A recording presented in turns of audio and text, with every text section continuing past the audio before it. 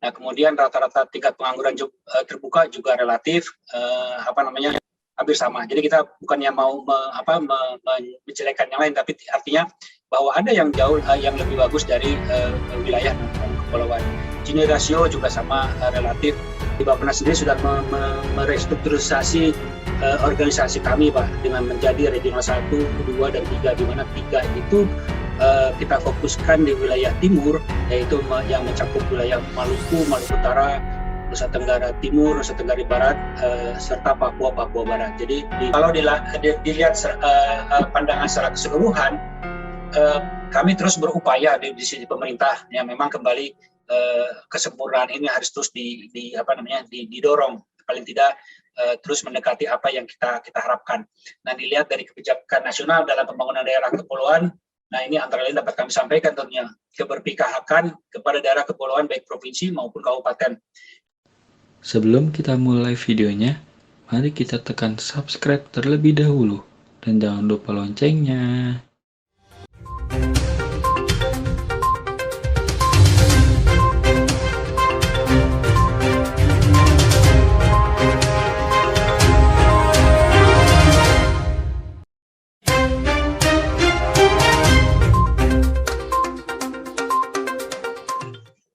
Terima kasih Bapak Ibu semuanya. Bismillahirrahmanirrahim.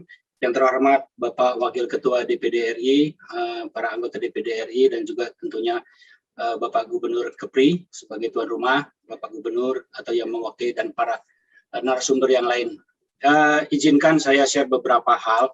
Tadi sebenarnya banyak sudah dibahas oleh Bapak Ibu semuanya di depan. Mungkin saya ingin menyampaikan beberapa isu saja.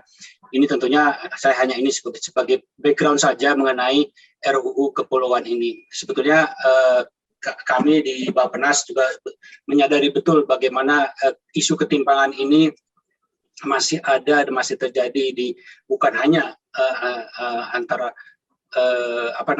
timur dan barat, Jawa dan luar Jawa. Tentunya ada juga termasuk beberapa provinsi yang perlu kita dorong lebih cepat. Memang upaya-upaya ini kita lakukan sebenarnya dalam beberapa RPJMN, tapi memang dengan modal dasar yang sudah berbeda antara Jawa, Sumatera, dan beberapa wilayah lain, itu juga yang menarik tentunya investor-investor untuk ke daerah-daerah tersebut. Oleh karena itu tentunya kita perlu mendorong lebih kuat lagi ke wilayah-wilayah timur dan beberapa tempat yang memang harus kita dorong. Kita melalui transfer ke daerah juga kita lakukan bagaimana keseimbangan pembiayaan pembangunan tentunya harus dipastikan itu terjadi.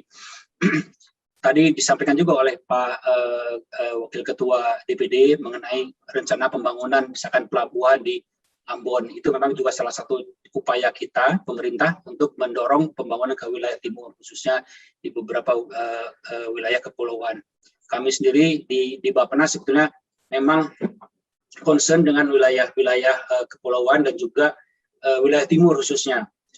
Kami di Bappenas sendiri sudah merestrukturisasi organisasi kami, Pak, dengan menjadi regional 1, 2, dan 3, di mana 3 itu kita fokuskan di wilayah timur, yaitu yang mencakup wilayah Maluku, Maluku Utara, Nusa Tenggara Timur, Nusa Tenggara Barat, serta Papua, Papua Barat. Jadi lebih sedikit provinsinya, namun isu dan tantangannya juga saya rasa sama dengan wilayah barat yang terdiri dari Sumatera dan Jawa. Nah, ini saya pikir ini juga salah satu bagaimana concern kami untuk memastikan terjadinya keseimbangan pembangunan antara barat dan timur, Jawa dan luar Jawa, tentunya dengan karakteristik beberapa pulau provinsi yang memiliki pulau-pulau besar. Nah, ini juga di sini kalau kita perhatikan dalam RUU pemerintahan daerah kepulauan ini, isunya yang utama adalah penyelenggaraan pemerintah yang dinilai berorientasi kepada pembangunan daratan sehingga tidak efektif di wilayah untuk daerah kepulauan. Sebetulnya di pemerintahan kami pun di dalam beberapa undang-undang dan PP dan lain-lainnya itu juga sudah mencoba mengakomodasi ke sana, walaupun tentunya tidak ada yang sempurna, kita terus harus perdalam lebih lanjut. Kalau kita lihat di dalam RUU ini ada 6 ruang lingkup, saya tidak perlu sebutkan satu-satu. Nah, kemudian berdasarkan ini di dalam RUU juga sudah ditetapkan 8 provinsi ya, kalau tadi disampaikan juga dirubah ya menjadi daerah kepulauan. Ada kalau yang di lama itu 6 provinsi, tentunya ini yang menjadi perhatian kita bersama. Nah, sebetulnya kalau kita lihat dari indikator-indikator yang ada secara pembangunan, tidak semuanya pembangunan di wilayah di provinsi kepulauan atau daerah kepulauan itu lebih buruk dari wilayah yang non kepulauan atau bahkan secara nasional. Di sini kita bisa lihat Bapak Ibu, di mana kalau kita lihat data dari rata-rata pertumbuhan ekonomi di provinsi kepulauan itu justru berada di rata-rata nasional. Nah, kemudian rata-rata tingkat pengangguran terbuka juga relatif hampir sama. Jadi kita bukannya mau menjelekkan yang lain, tapi artinya bahwa ada yang jauh yang lebih bagus dari wilayah non kepulauan. Gini rasio juga sama, relatif berada di bawah nasional, jadi lebih bagus. Nah, di dalam rata-rata TKDD per kapita, yang memang tadi isu yang diangkat oleh Pak Wakil Ketua, juga oleh Bapak Gubernur, itu karena jumlah penduduknya sedikit. Nah, jadi TKDD per kapita relatif di kabupaten kota kepulauan itu lebih tinggi dari nasional. Mungkin secara lebih detail kita bisa lihat di sini, Bapak Ibu, dari sisi IPM memang betul lebih rendah daripada nasional. Juga di tingkat kemiskinan masih lebih tinggi dari nasional. Tapi sebetulnya di beberapa provinsi seperti Kepri sendiri, sebetulnya capaian tingkat kemiskinannya jauh lebih bagus. Tapi memang betul kalau kita lihat per kabupaten seperti disampaikan oleh Pak Gubernur, itu juga bervariasi sangat tinggi. Ada yang lebih tinggi dari nasional. Artinya apa? Artinya kesenjangan di dalam Pulau Kepri juga sangat tinggi antara satu kabupaten dan kabupaten lain, karena memang lokasinya yang relatif sulit, seperti misalnya Kabupaten Lingga dan Anambas yang pulaunya tersebar di beberapa daerah. Ini gambarannya. Kemudian dari sisi TKDD, nanti mungkin teman dari Kementerian Keuangan, Pak Putut, bisa menjelaskan secara lebih detail bahwa secara rata-rata itu untuk daerah non kepulauan sebetulnya lebih tinggi dari baik nasional maupun rata-rata nasional. Kembali ya, memang salah satu isunya itu adalah kesulitan konektivitas dan juga persebaran antara daerah satu dengan daerah yang lainnya. Nah, ini kalau mungkin boleh saya share sedikit mengenai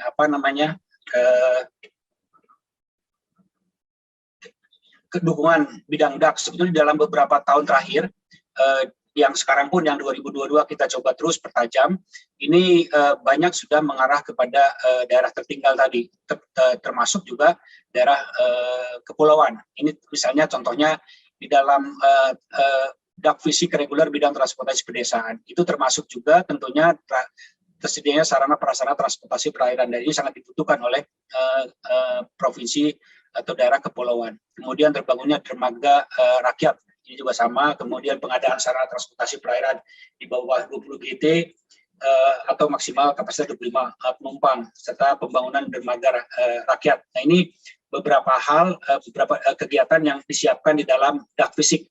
Nah, tentunya ini juga lokri-lokrinya juga kita tetapkan sesuai dengan daerah tertinggal, tentunya termasuk beberapa daerah kepulauan yang memang sebagian masih tertinggal. Kemudian dari sisi khusus untuk transportasi perdesaan, ini juga ada sarana transportasi perairan, kemudian terbangunnya targetnya, sasarannya terbangunnya dermaga rakyat, dan tentunya menu kegiatannya disesuaikan dengan ini. Jadi saya pikir ini beberapa yang yang sudah kita siapkan, termasuk rehabilitasi dermaga, rehabilitasi fasilitas perairan dan lain-lain. Ini merupakan upaya-upaya pemerintah tentunya di dalam mengatasi isu-isu ketertinggalan, kemudian tentunya konektivitas yang menjadi masalah khusus di provinsi dan daerah kepulauan. Jadi ini merupakan upaya-upaya besar.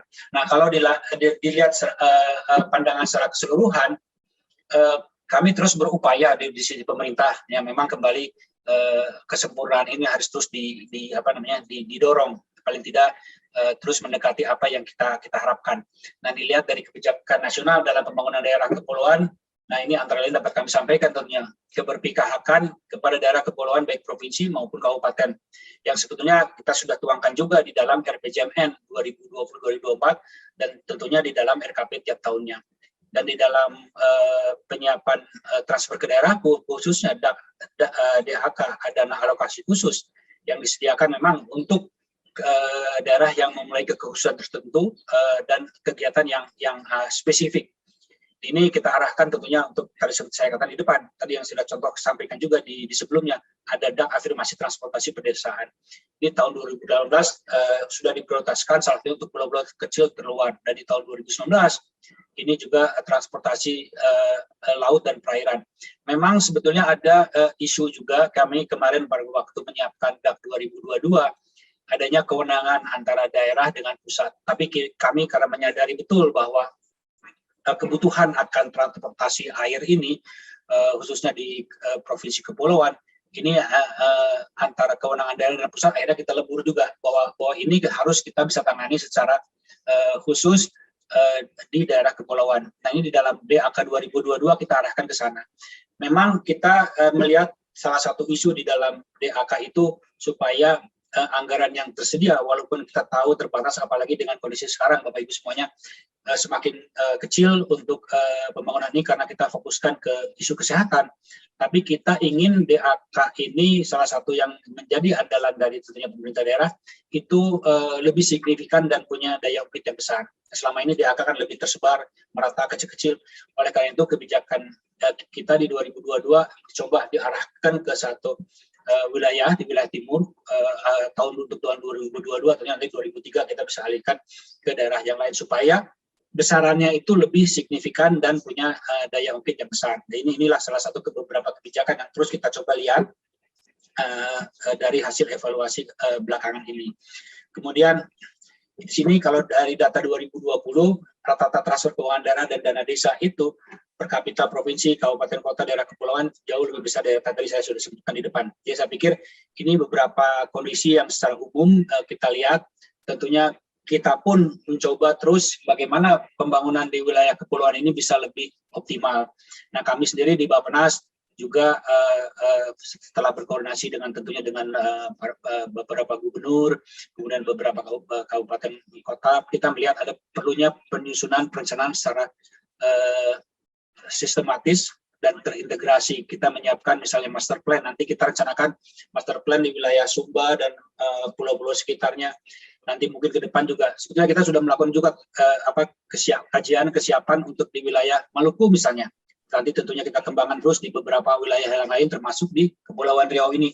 Bahkan sebetulnya untuk di daerah Riau, Kepulauan Riau yang Bintan, kita ada kajian secara spesifik, mungkin memang untuk merealisasikannya perlu sinergisitas antara berbagai pihak, termasuk swasta, BUMN, dan lain-lain. Nah, ini beberapa saja percepatan pembangunan daerah kepulauan yang telah didukung berbagai mekanisme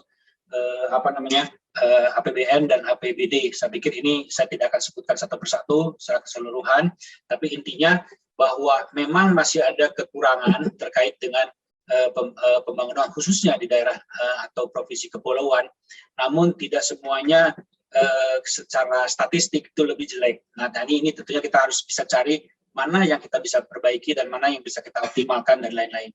Nah, ini terkait dengan RUU, Bapak Ibu, memang kita sudah diskusikan beberapa kali, baik antar kementerian, kemudian juga di DPR, termasuk juga DPD.